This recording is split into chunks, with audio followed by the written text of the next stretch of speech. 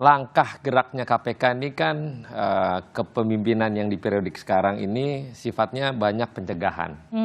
Walaupun banyak retorika di dalam yang memang tidak tegas. Ya baik Dewas, yang memang kita harapkan Dewas itu mengawasi komisioner yang cukup. Ternyata kan tidak. Banyak harapan-harapan yang di ruang publik kelihatan tapi Dewasnya diam aja.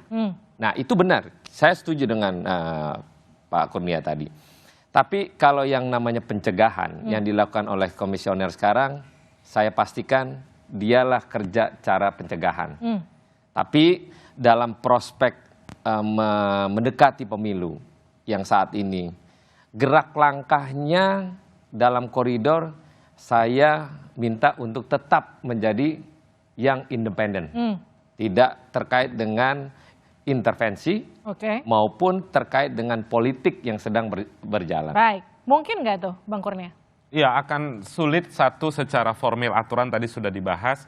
Kemudian yang kedua tadi ya soal bagaimana tindakan pimpinan KPK. Karena begini, kalau kita bicara tentang Komisi Pemberantasan Korupsi, seluruh aspek kerjanya, baik penindakan, pencegahan, koordinasi, supervisi, itu ada di pimpinan KPK. Maka pertanyaannya adalah, apakah kita layak mempercayai penegakan hukum kepada 5 komisioner KPK hari ini?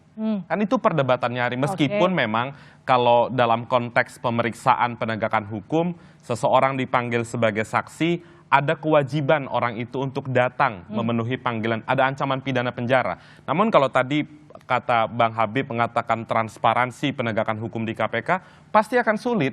Karena ini masih proses penegakan hukum, mereka bisa saja berdalih, ini belum bisa dibuka, ini masih penyelidikan.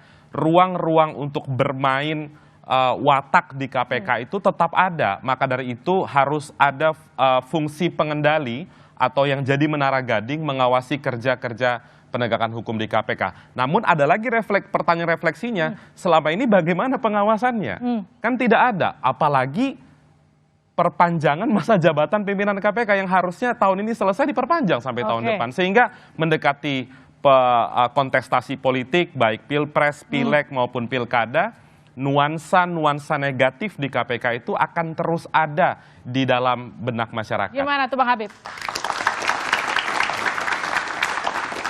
Ya, saya pikir kita nggak bisa yang namanya bahasa Inggrisnya itu gebiah uyah, ya kan? Karena faktor kita nggak suka dengan pimpinannya, semua produknya bermasalah, belum tentu juga. Saya pertama dalam posisi sangat menghormati 5 pimpinan KPK saat ini, yang menurut saya dari segi kinerja nggak jelek-jelek juga. Ada 3 level kinerja. Mulai dari edukasi, pencegahan, dan penindakan. Yang menurut saya juga tetap jalan kok.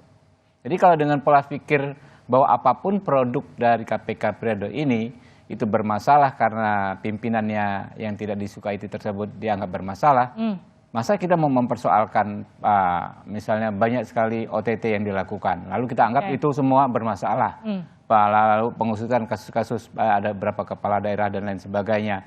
Lalu kita mau berpihak pada ini apa namanya nggak benar nih orang ditangkapin, nggak begitu.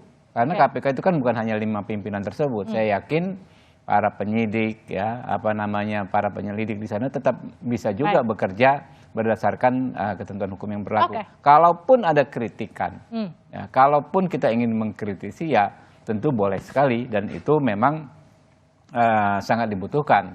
Ya seperti rekan-rekan ICW menyampaikan kritikan itu bagus sekali, nggak ada masalah.